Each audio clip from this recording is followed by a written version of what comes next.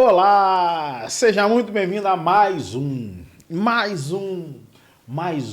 que a gente chamava no início de Pod Estudo. Nunca mais falamos isso. Verdade.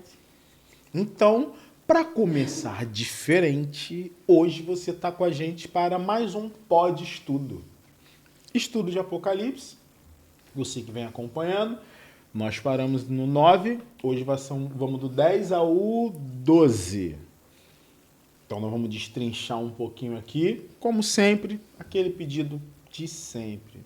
Você já não segue? Começa a seguir, já deixa aquele like, deixa aquele comentário, aquele compartilhamento, dá essa moral pra gente. E não é diferente, quem tá com a gente para dar esse estudo, ela, Carlinha.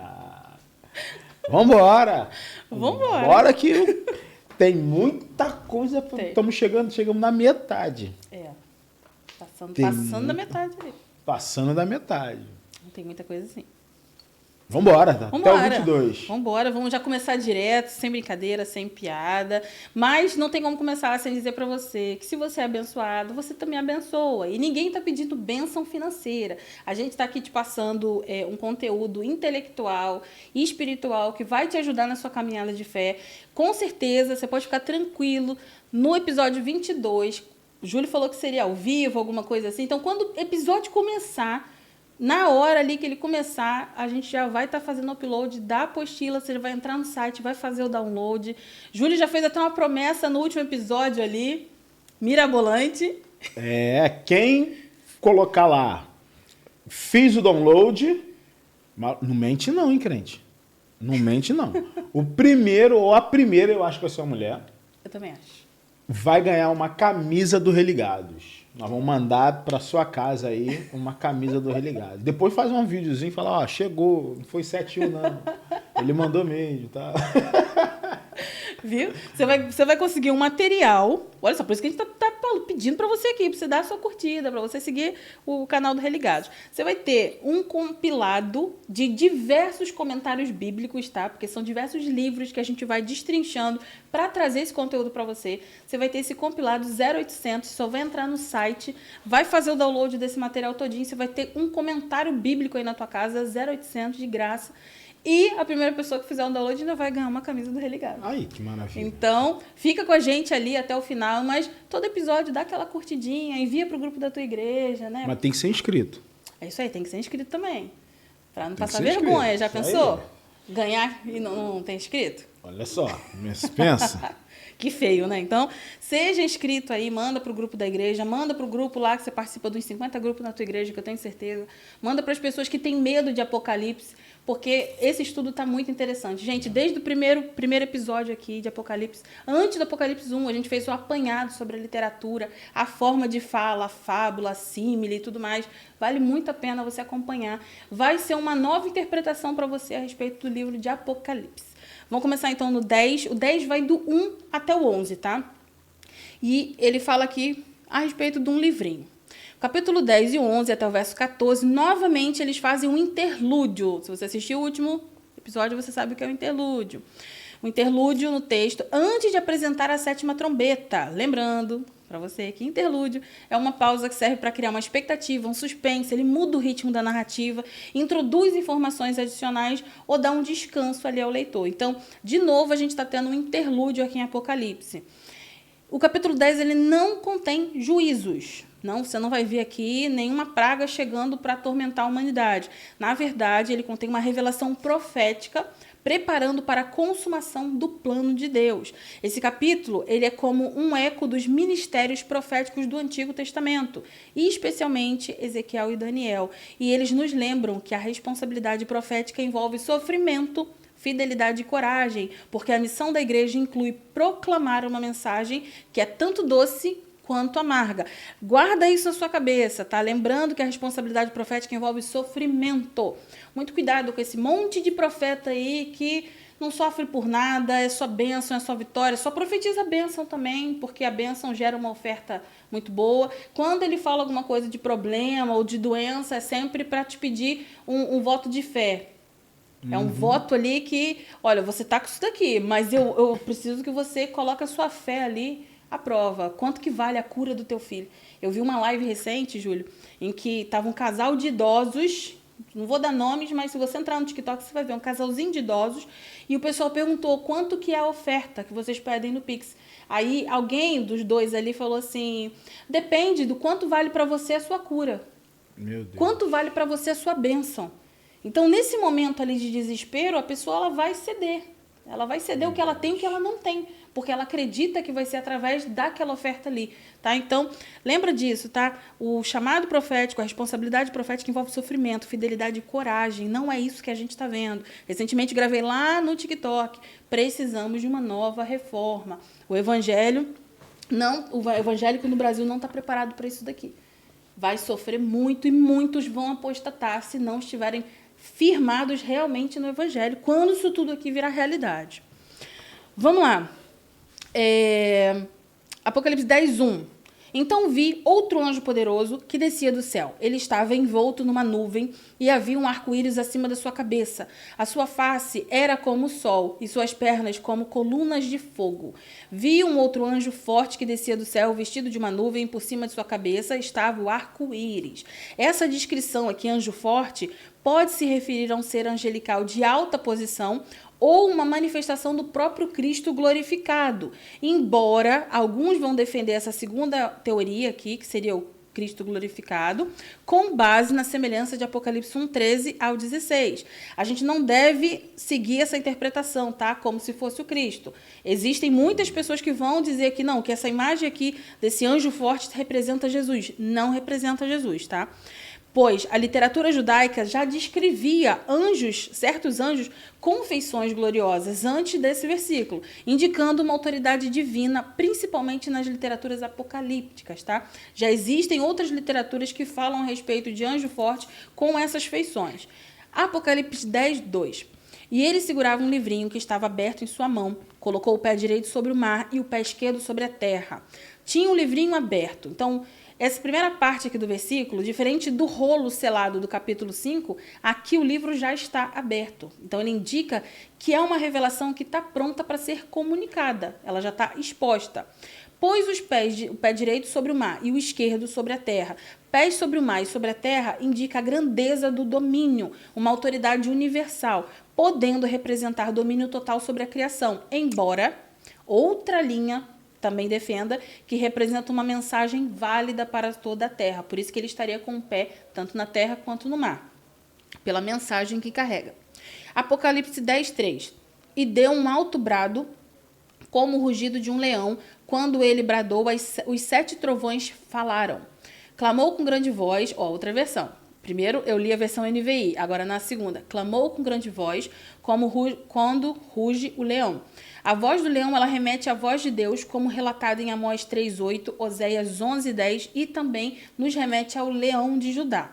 7 trovões fizeram soar as suas vozes. 7 trovões são símbolos de uma revelação divina, uma mensagem de juízo. Vamos para o 4. Logo que os 7 trovões falaram, eu estava prestes a escrever, mas ouvi uma voz do céu que disse: cele o que disseram os 7 trovões e não a escreva. A revelação selada, ela vai lembrar a gente que nem tudo deve ser revelado. Assim como em Daniel 12:4, Deus guarda certos mistérios para si. Deus é soberano até sobre o que ele escolhe não revelar. Por quê? Porque há aspectos do juízo que permanecem ocultos até o tempo apropriado. Até o momento certo de ser revelado, vai permanecer oculto. Apocalipse 10, do 5 ao 6, vai dizer assim: então o anjo que eu tinha visto de pé sobre o mar e sobre a terra, levantou a mão direita para o céu e jurou por aquele que vive para todo sempre, que criou os céus e tudo o que neles há, a terra e tudo o que nela há, o mar e tudo o que nele há, dizendo: não haverá mais demora. Então, essa parte que fala, levantou a mão ao céu e jurou que não haveria mais demora, representa que levantar a mão representa um gesto solene, um juramento oficial, como em Daniel 12:7. Depois, você vai pegar aqui esse material, você vai com a sua Bíblia do lado, tá? Porque se eu botei aqui que era Daniel 12:7, era Daniel 12:8. Aí você vai usar isso como referência, vai contar isso para alguém lá na frente. Não, porque é Daniel 12:7. E você vai estar errado. Então, confere sempre na sua Bíblia, né, Júlio? Bereanos. Bereanos. Sejamos bereanos. Não haverá mais demora. O tempo de espera está terminando. Por quê? Porque a consumação está próxima. Alguns manuscritos antigos dizem não haverá mais tempo, que é uma possível menção ao fim do tempo profético. Vamos para o versículo 7. Mas nos dias em que o 7º anjo estiver para tocar a sua trombeta, vai se cumprir o mistério de Deus, da forma como ele anunciou aos seus servos, os profetas.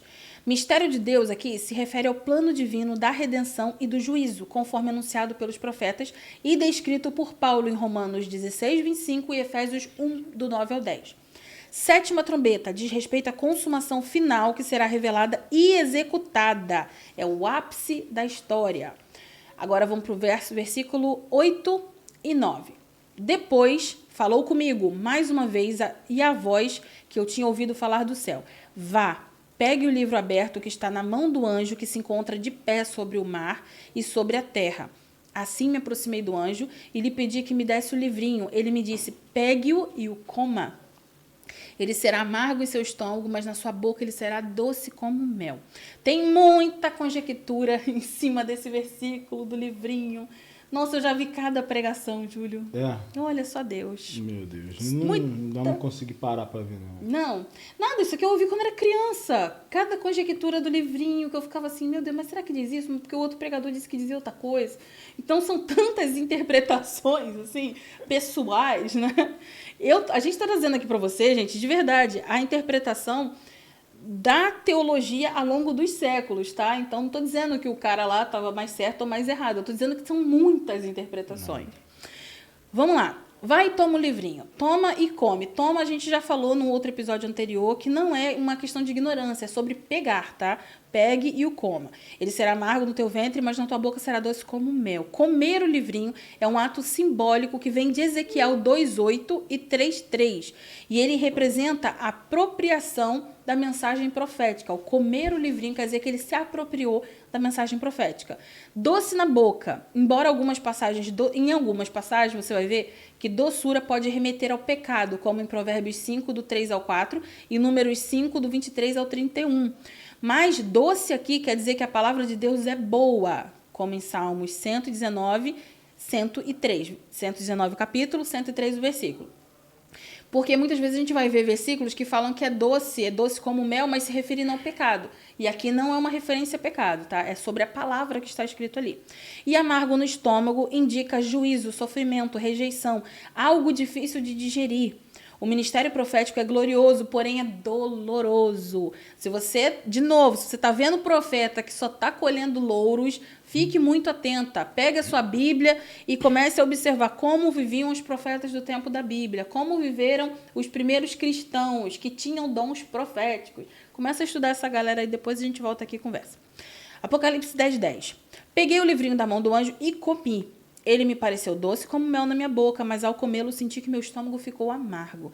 Esse verso vai confirmar a natureza contraditória da revelação, porque é um consolo para os fiéis e amargor para os ímpios e sofrimento para o profeta que está carregando ali aquela mensagem.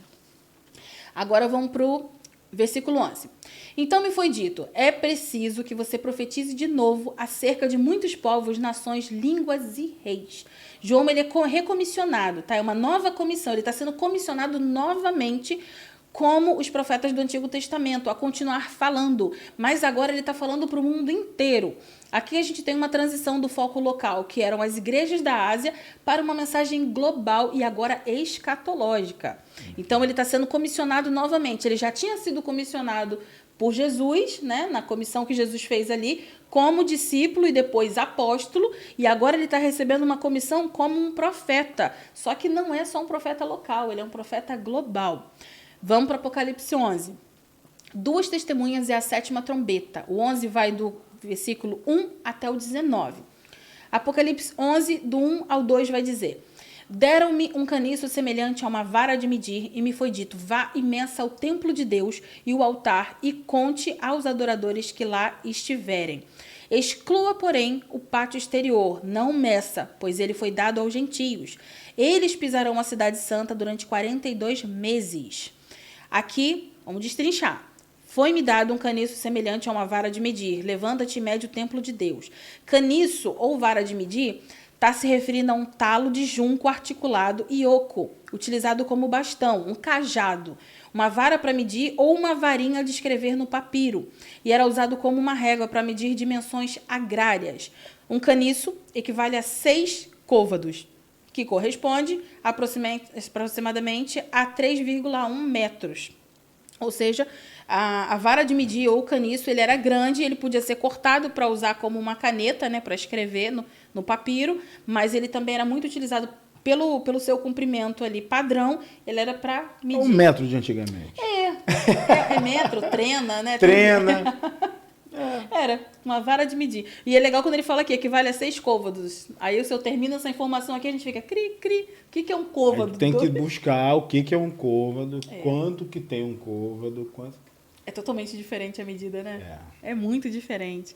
Mas vale a pena você estudar isso, para você entender certos versículos.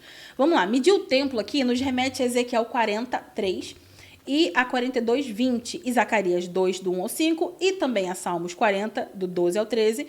E no livro de Enoque, né? O paraíso também é medido. Medir é um símbolo de preservação, proteção e definição dos limites. Medir a casa de Deus era uma maneira de louvar a magnificência do prédio, cuja construção é também uma forma de exaltar a Deus. Então, aqui é uma forma de você falar, nossa, olha que prédio lindo, foi construído em adoração ao Senhor. Não é, olha que prédio lindo, vamos adorar o prédio, tá? Não tem essa função. O termo Templo de Deus pode se referir ao templo literal de Jerusalém, pré-ano 70 depois de Cristo, mas provavelmente aqui ele se refere ao templo celestial ou à comunidade dos fiéis, como a gente vai ver lá em 1 Coríntios 3,16 e Efésios 2,21. Deixar o átrio que está de fora do templo, ele foi dado aos gentios. Esse pátio externo, ele era o único lugar do templo em que era permitida a entrada dos gentios. Ele pode representar também o mundo externo sujeito à opressão das nações. Aí a gente chegou num negócio legal aqui, que são os 42 meses, que corresponde a 3 anos e meio, que é o período simbólico da tribulação. E equivale a 1.260 dias. A gente vai ver isso lá no versículo 3, que é o próximo. E isso aqui, por mais que você veja assim, 42 meses, 3 anos e meio, 1.260 dias, peraí, eu já vi isso em algum lugar. Isso daqui é um eco de Daniel 7:25 e 12:7. Não é a primeira vez que essa medida de tempo aqui, ela é discriminada na Bíblia. Vamos para o versículo 3. Darei poder às minhas 2 testemunhas, e elas profetizarão durante 1.260 dias, vestidas de pano de saco. O termo 2 testemunhas nos leva a Deuteronômio 17:6 e 19:15, onde 2 testemunhas serão necessárias segundo a lei do Antigo Testamento para confirmar a verdade. Por isso que aqui são 2 testemunhas e não uma testemunha. Porque, segundo a lei no Antigo Testamento, só se eu só falasse, embora para mim não valia nada, porque eu era mulher, né? A mulher também não tinha poder. Mas se o Alexandre e o Júlio, se um dos dois começassem a falar algo e dizer que era verdade, sendo que estava só o Alexandre ou só o Júlio, não teria poder, não teria validade aquilo. Mas se o Alexandre e o Júlio juntos chegassem e falassem, eu vi, eu estou atestando isso aqui que eu falei, aí passa a ter validade. Né? Então, por isso aqui, simbolicamente, são 2 testemunhas, tá? E elas estão vestidas de pano de saco, que simboliza luto, arrependimento, lamento e juízo. As 2 testemunhas lamentarão os pecados do povo de Deus, porque elas estão vestidas com uma roupa que representa luto, arrependimento e juízo. Profetizar por 1.260 dias. O período de testemunho no meio da perseguição vai falar para a gente sobre o tempo da opressão de Antíoco Epifânio. Daniel também usou essas mesmas 3 figuras. Quais 3 figuras? 1.260 dias, 42 meses e 3 anos e meio, tá? Que é o período da perseguição. Vamos para o verso 4. Estas são as 2 oliveiras e os 2 candelabros que permanecem diante do Senhor da terra. Isso aqui é uma referência a Zacarias. Se você já leu ali o profeta Zacarias, principalmente ali o capítulo 4 e o verso 14, você vai ver essa mesma expressão, tá? Se referindo a quem? Se referindo a Zorobabel e Josué, que eles são líderes do pós-exílio e são chamados de oliveiras perante Deus. Verso 5 e verso 6 do capítulo 11 vai dizer o seguinte: se alguém quiser lhe causar dano, da boca dele sairá fogo que devorará os seus inimigos. Ou seja, essas 2 testemunhas, hein? tá? E quem são essas duas testemunhas? Eu sabia que eu ia fazer isso. Hoje eu sabia que o Júlio uma hora ia fazer isso. Eu tinha que... Até para tu molhar a palavra enquanto isso. Você, tem alguns dizem que é Elias e Moisés. Elias e Enoque. Elias e Enoque, Enoque e Moisés. Você, deixa aí no comentário, na sua linha teológica, quem você acha que são essas duas testemunhas. Beleza? Vambora, vamos interagir aqui. Pô. Não, peraí. Tipo assim, seriam eles reencarnados? Então, cara... Então... Não vamos complicar. Não vamos complicar. Já chama a gente quase de herege. Então tu não arruma ideia não, cara. Segue aí. Não me arruma ideia não. Vamos lá. Sairá fogo que devorará os seus inimigos. E é assim que deve morrer...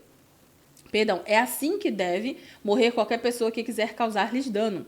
Estes homens têm poder para fechar o céu, de modo que não chova durante o tempo em que estiverem profetizando. Olha o Elias aí, ó. E tem poder...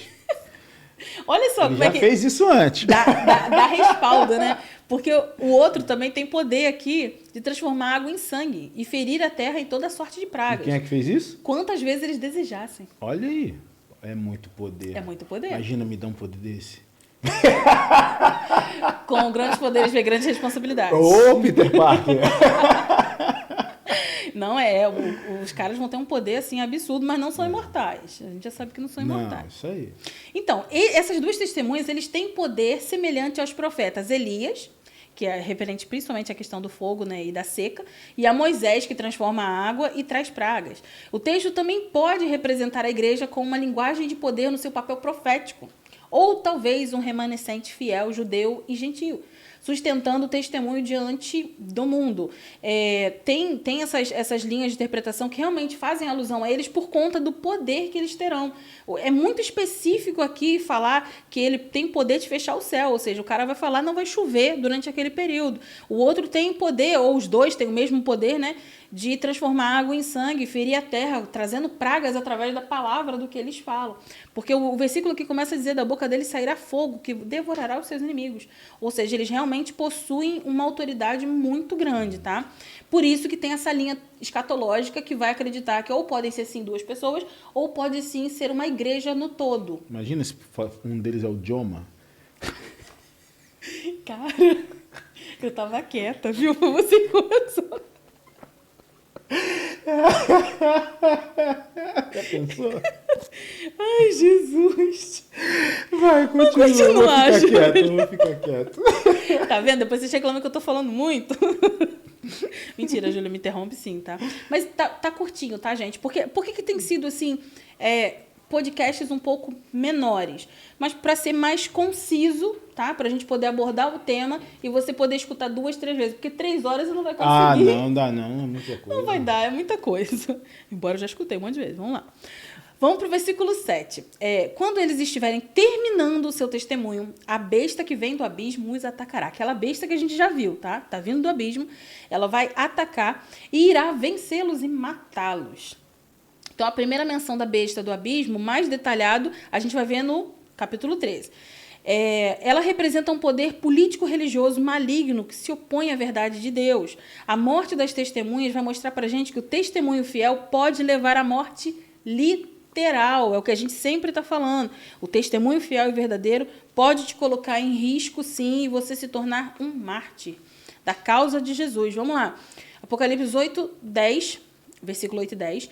Os seus cadáveres ficarão expostos na rua principal da grande cidade, que figuradamente é chamada Sodoma e Egito, onde também foi crucificado seu Senhor. Aí aqui a gente tem uma complicação.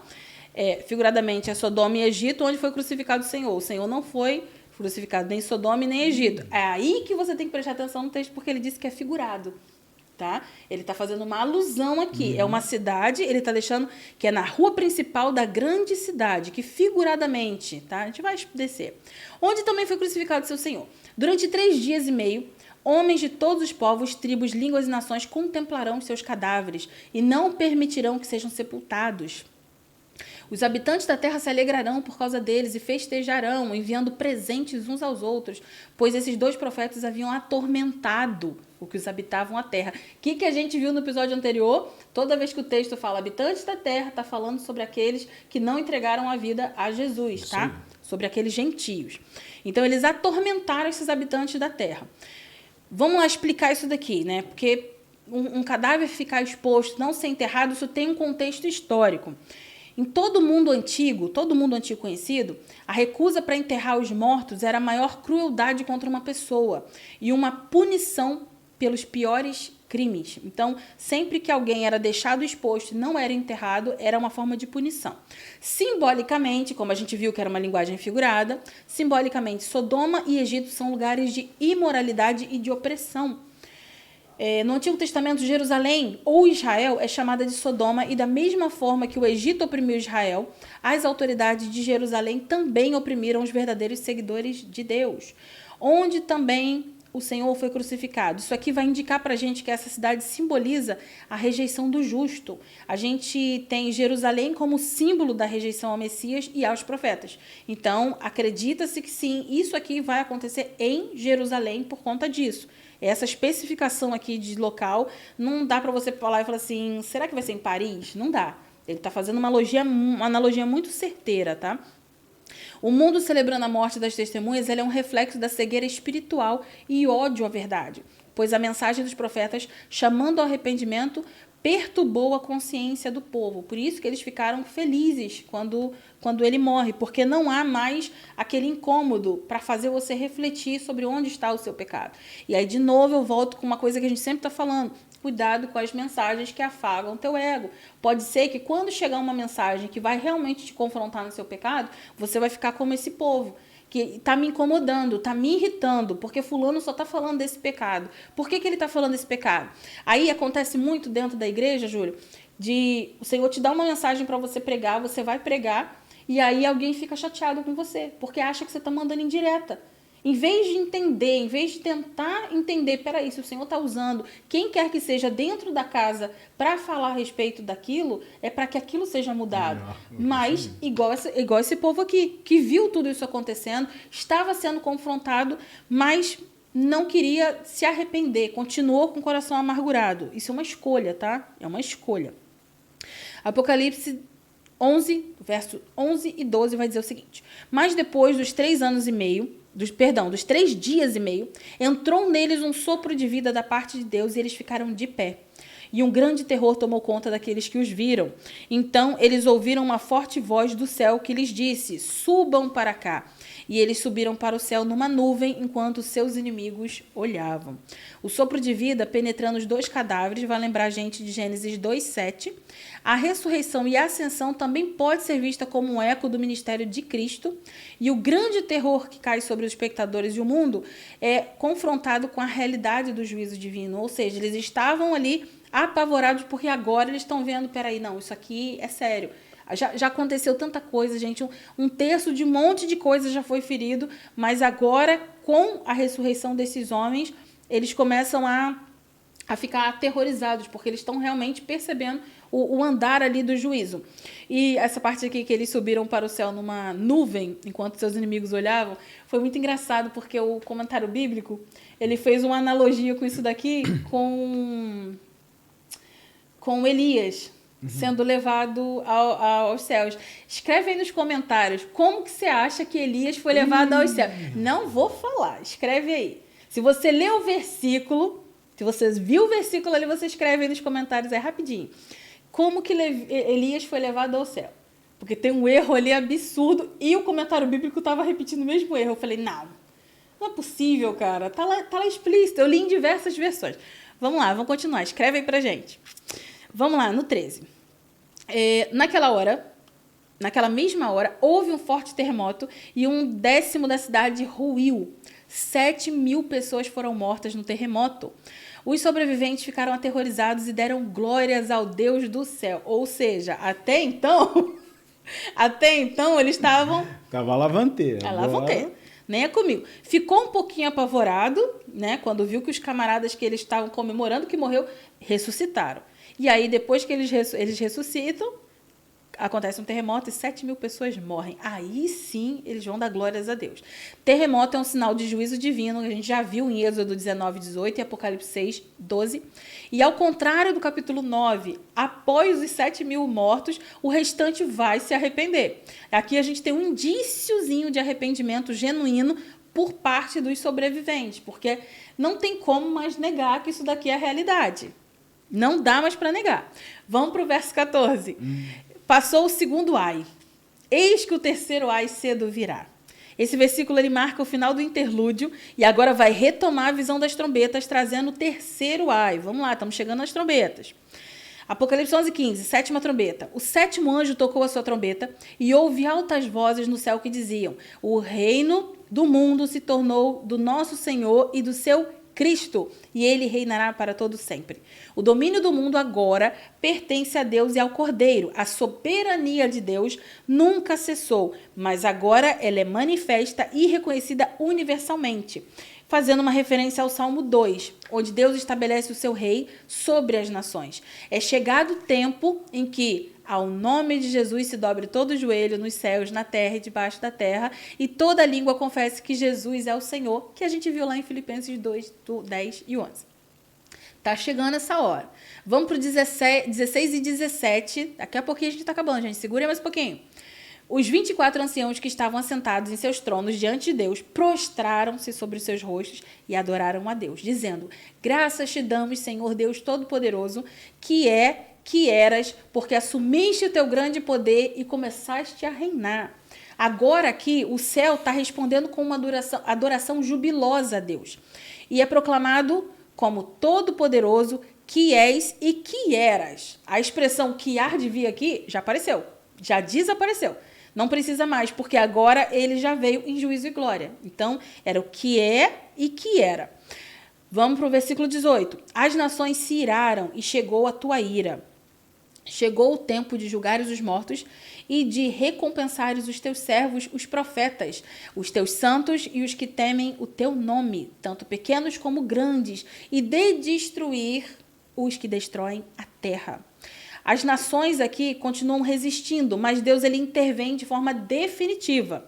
O julgamento final de Deus ele é afirmado. Ele dá sim galardão aos fiéis e destrói os corruptores da terra. O judaísmo já acreditava que os justos seriam recompensados no final da era ou na morte. Já os destruidores da terra podem representar tanto os que fizeram mau uso dos recursos terrenos, quanto a corrupção da criação através do pecado humano. Como sempre, a gente sempre traz todas as versões ali que são plausíveis, tá? Existem muitas versões, mas só as plausíveis vale a pena trazer. Então, aqui tem duas visões. Os que fizeram mau uso dos recursos da terra, quanto o da corrupção da criação, através do pecado humano. Vamos para o 19. Então, foi aberto o santuário de Deus e no céu, e ali foi vista a arca da sua aliança. Houve relâmpagos, vozes, trovões, um terremoto e um grande temporal de granizo. O santuário de Deus, ou templo celestial aberto, vai representar a revelação final e acesso à presença divina. A arca da aliança é o símbolo da fidelidade de Deus e o cumprimento das suas promessas. Trovões, relâmpagos, terremotos e saraiva são sinais do juízo iminente, um prenúncio das taças da ira que hão de vir. Ou seja, está acabando trombeta, mas está vindo taça. Achando que acabou? Você está achando que acabou. Acabou só a primeira parte. Não acabou. Tem uma parte aqui muito curiosa, Júlio. No 19 fala assim: então foi aberto o santuário de Deus no céu e ali foi vista a arca da sua aliança. Onde ela está? Onde ela estava? Ei. Até esse momento aqui, onde ela estava, né? Vamos pro 12, que aí o 12 aqui a gente já finaliza, tá? Capítulo 12, ele tem 18 versículos, vai rapidinho, segura aí. Primeiro ponto aqui que a gente colocou é a mulher e o dragão. Agora começam as analogias que dão margem para várias interpretações. Eu não vou entrar em nenhuma, porque posso falar besteira. Então eu vou ficar quietinho. São muitas analogias. Eu vou trazer assim de novo, tá? Isso daqui não é minha interpretação, né? Pode até ser que eu nem acredite em nada do que está aqui, mas são as explicações teológicas ao longo dos séculos. Eu vou sempre falar isso para você, tá? Para você não falar assim, a Carla disse um negócio ali. Não, isso daqui é gente muito maior que Carla, gente que já passou por essa terra há muitos anos, gente que tinha muito mais tempo de oração do que eu, gente que já estava debruçada ali na palavra há muito mais tempo do que eu tenho até de vida, tá? Então vamos lá. Apocalipse 12:1.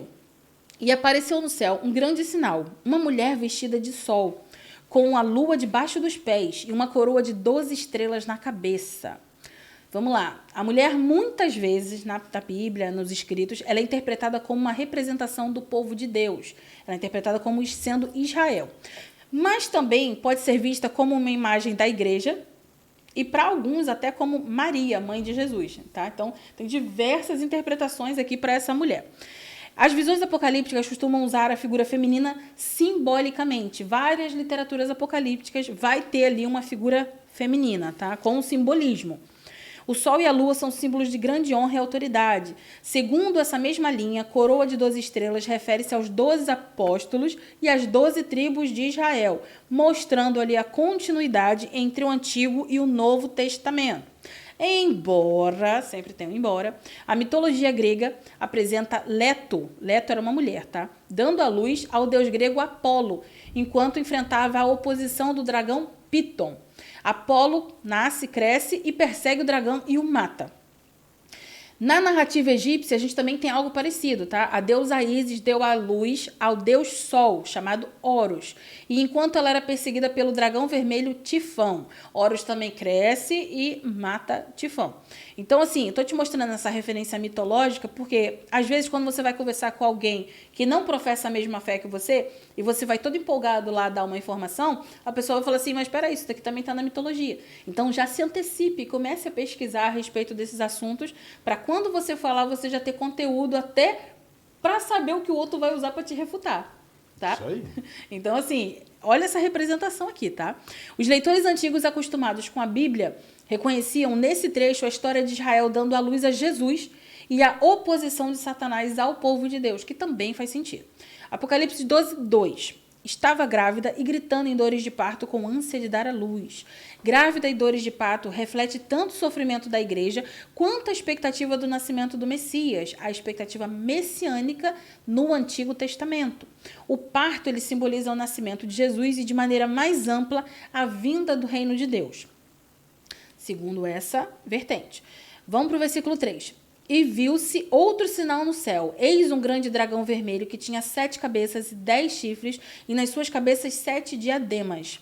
O dragão ele é identificado como a serpente de Gênesis 3 e Satanás, no versículo 9. E a sua cor vermelha indica violência e destruição.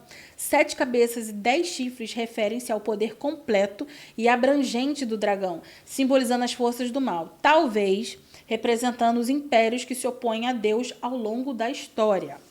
7 diademas representam a autoridade e o domínio que Satanás exerce, ainda que limitado por Deus. Ou seja, ele tem poder, ele tem autoridade, ele domina, só que ainda tem um limite aqui que Deus impôs.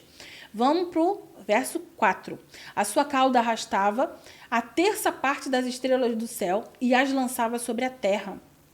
E o dragão ficou em pé diante da mulher que estava para dar à luz, a fim de devorar o filho quando este lhe nascesse.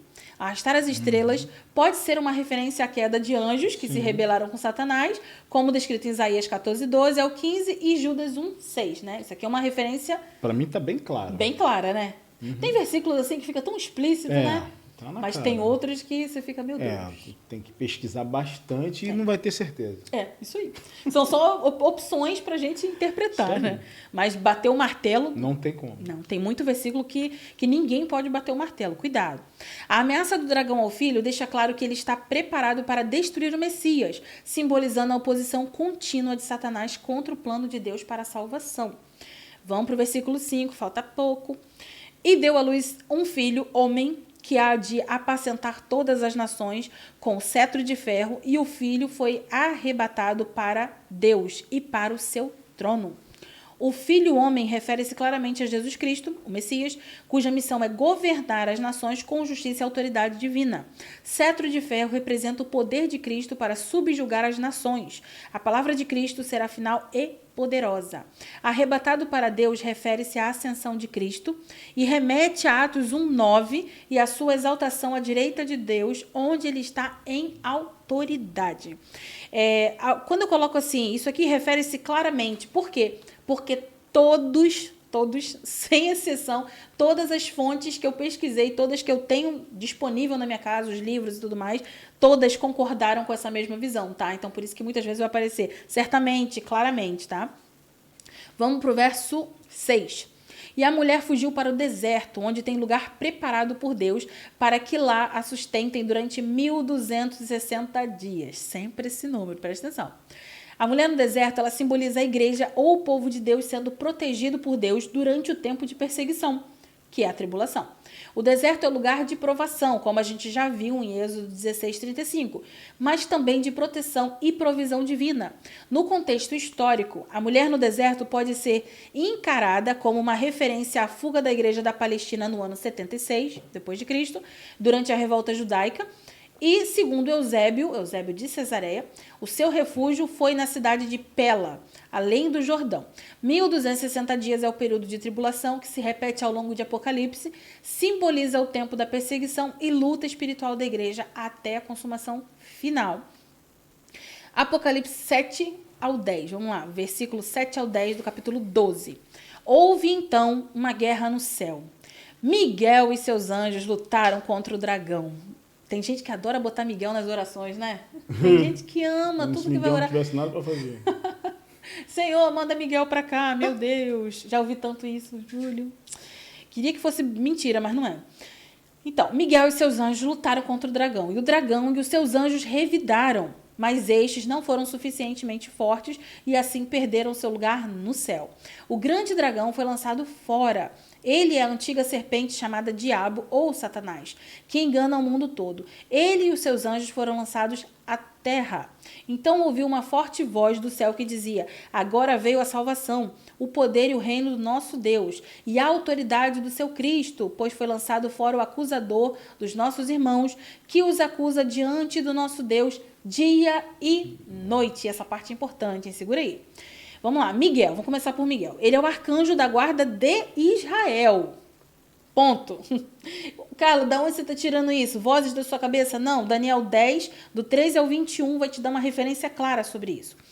E seu papel é como líder das forças celestes. Uma boa parte do pensamento judaico antigo já acreditava que cada nação tinha o próprio príncipe angelical. Miguel é o principal mensageiro de Deus. A gente vai ver isso em Judas 1:9.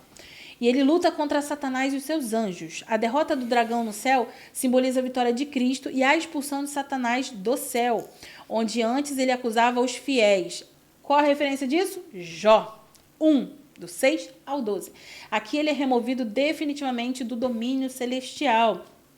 Ou seja, para quem acha que ele não tem acesso, não, o diabo ele está amarrado, ele está preso, ele está algemado, até aqui, capítulo 12, ele não está, não. Inclusive, ele tem acesso ao céu, tá? Para levar as acusações contra nós. Vamos para o versículo 11. Eles o venceram pelo sangue do Cordeiro e pela palavra do testemunho que deram. Diante da morte, não amaram a própria vida. Essa daqui é forte, gente. Diante da morte, você não colocar sua vida em prioridade. Já foi feito vários testes. O motorista sempre tenta salvar o lado dele do carro. Pode estar mulher, filho, quem quer que seja. Automático. Né? Automático. O ser humano ele tem esse senso de preservação pessoal. Então aqui você está vendo que eles não amaram a própria vida. A vitória dos fiéis é através de Cristo, como nós sabemos, através do sangue do Cordeiro. E pela fidelidade ao testemunho de Cristo, mesmo em face, mesmo em perigo de martírio. A redenção e a perseverança são essenciais, pois o testemunho jurídico do cristão vale mais do que as acusações de Satanás.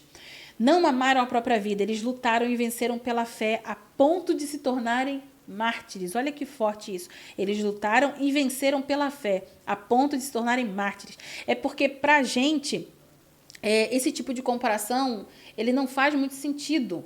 Porque você vai falar assim, que ele venceu. Eu comentei isso numa página lá no TikTok recentemente, uma moça falando assim, quando eu falo alguma coisa para Deus e ele me responde de forma direta. Aí eu contei, escrevi lá sobre como foi o processo da partida da minha irmã do meio. A minha mãe soube que minha irmã estava desaparecida, minha irmã começou a procurar, e aí enquanto minha mãe estava indo fazer um reconhecimento de um corpo, ela pergunta para Deus, pai, ela sofre? Ele disse, não. E aí ela perguntou, pai, se ela não sofre, por que ela está morta? Ele falou, sim. Direto e objetivo. E aí, embaixo desse texto que eu respondi lá, esse comentário, eu falei assim, ele salvou. Diversas pessoas foram lá e comentaram, gente, peraí, ele salvou ou ela morreu? Meu Deus. Entendeu? Então, assim, é uma página cristã, tá? Então, assim, para você ver a falta da nossa interpretação, porque a gente acha que a salvação é só a terra. E olha aqui esse texto dizendo exatamente isso, gente. O que eu sempre digo, para ser salvo, para ver Deus, você tem que morrer. Não tem jeito. Exatamente. Ele foi salvo. Mas ele tá bem? Tá. Tá. Tá na glória. Tá na glória. Melhor que a gente. Tá melhor que a gente. Sem nenhuma tentação, já foi. Acabou. As tentações terrenas. Mas a verdade é que muitos crentes não querem morrer. Não. Quer encontrar com Jesus, mas morrer não. Mas não podia ser arrebatado. Assim, né? Lá Elias e tal. Não podia ser numa carruagem. Uma carruagem. Vai virar abóbora. Vamos continuar. Estamos acabando, gente. Segura aí mais um pouquinho. Eu sei que você está aí assistindo até aqui, ainda não curtiu, pelo amor de Deus. Clica aí nesse like. É só um toquinho, gente. Lá no TikTok é pior, porque no TikTok a gente precisa de um monte de curtida. E às vezes tem 30 pessoas. Como é que você vai ter muita curtida com 30 pessoas se cada um der uma? Então, lá a pessoa fica com o dedo na tela nervoso, cara, clicando lá até subir. Legal. Porque a plataforma só entrega se tiver muitas curtidas. É a mesma coisa aqui. Não pense que são algoritmos diferentes. E o nosso conteúdo, ele já vem tendo uma perseguição, tá, gente? Agora vamos falar um pouquinho sério aqui. O conteúdo que a gente faz aqui, de testemunho, de estudo, a gente brinca, tal, para amenizar um pouquinho, mas o nosso conteúdo, nós já estamos em perseguição. Falar de Cristo nas redes sociais, falar de Deus na internet, o algoritmo não entrega. Não entrega.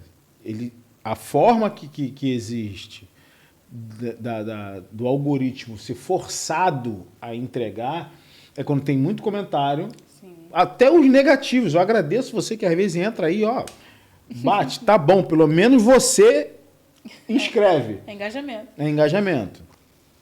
Compartilhamento ou salvou. Sim. Aí ele entende e fala, não, vamos ter que entregar.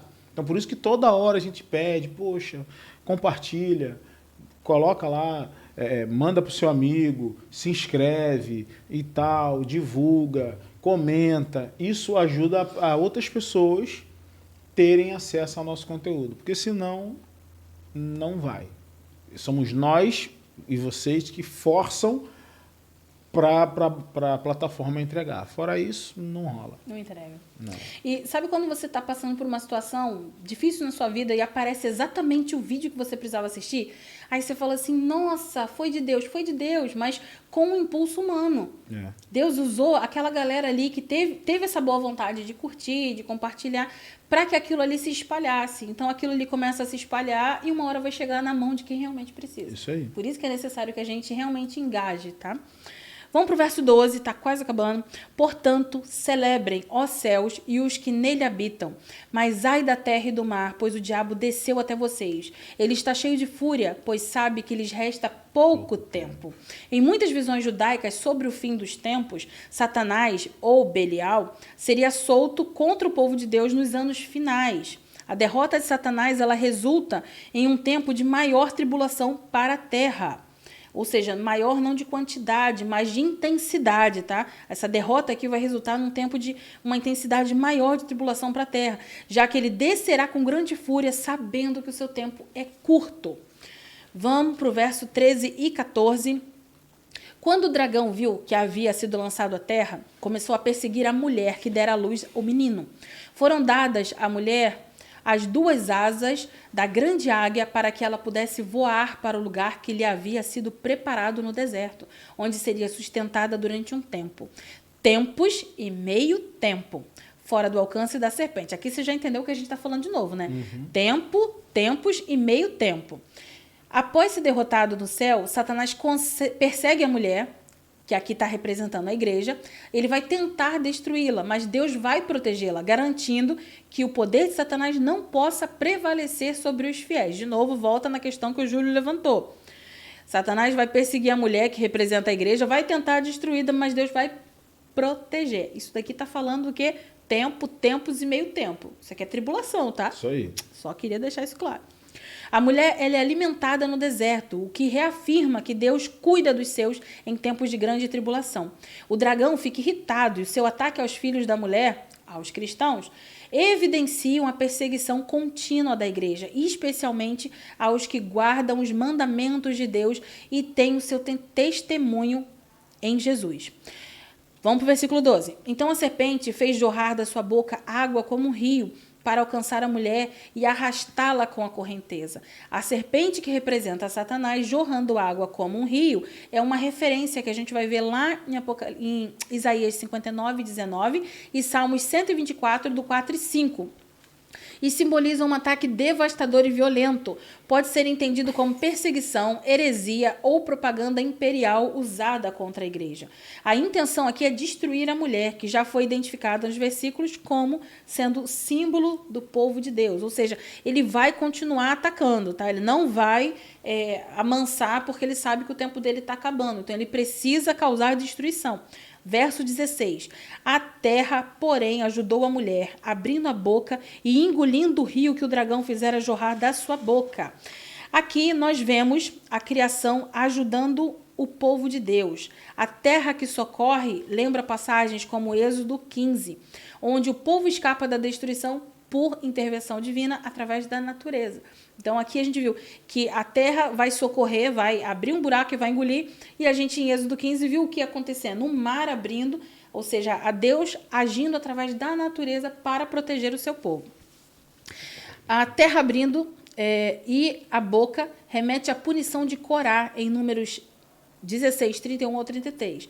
Mas aqui a gente tem um tom de livramento. Ou seja, quando você vê um versículo dizendo que a terra abriu a boca e tudo mais, a terra se abrindo, vai fazer uma alusão aqui a uma passagem de punição. Mas aqui tem um tom de livramento. Ou seja, Deus está usando elementos da criação, forças naturais, históricas, para proteger o seu povo e frustrando os planos do inimigo.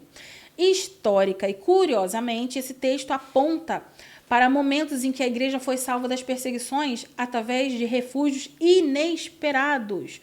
Como que a igreja, através do tempo, foi salva por refúgios inesperados?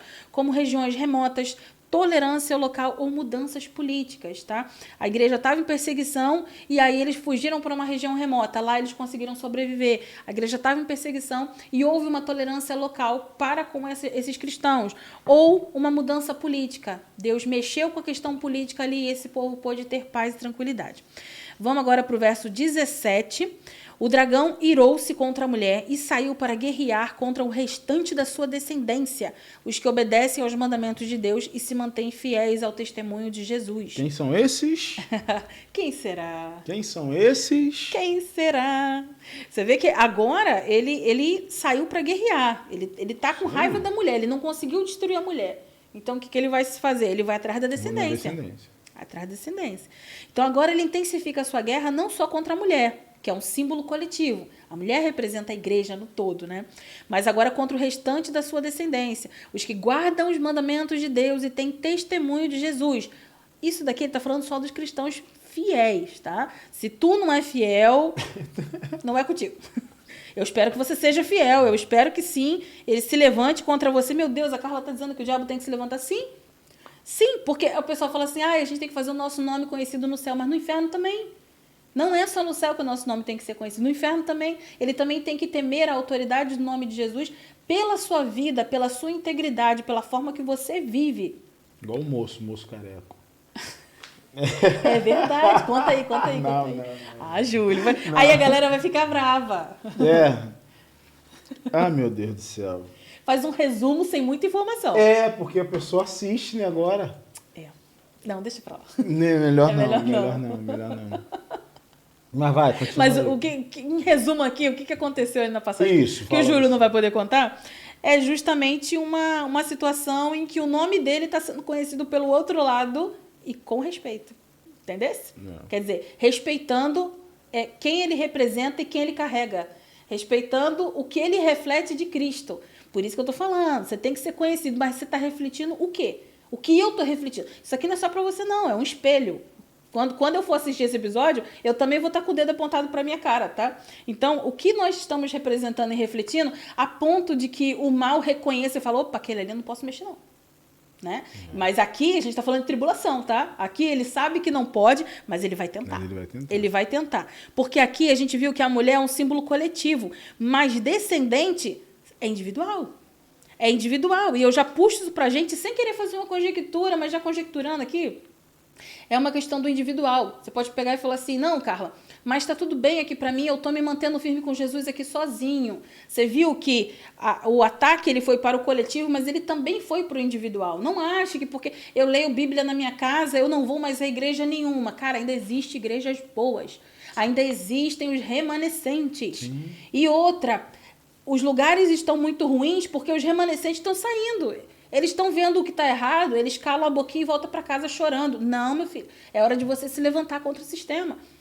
Tem uma reforma para acontecer e ela não vai acontecer de cima para baixo. Não fique esperando o novo Martinho Lutero aparecer para chutar a porta da tua igreja. Seja você o responsável que vai mudar a cabeça das pessoas que estão ali por baixo.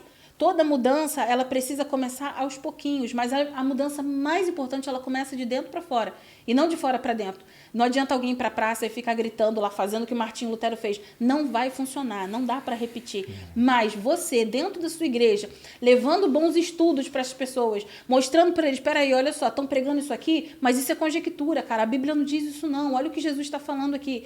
Vale a pena morrer por amor a Ele, vale a pena ser um mártir, vale a pena entregar a minha vida a Ele. É isso que a gente precisa sempre reforçar. Eu não posso terminar esse estudo aqui, esse episódio, falando para você só uma linda história de um futuro que para alguns já aconteceu no século I, para outros ainda vai acontecer, e não chamar sua atenção para a parte prática, tá? Lembra sempre disso, a parte prática é essa.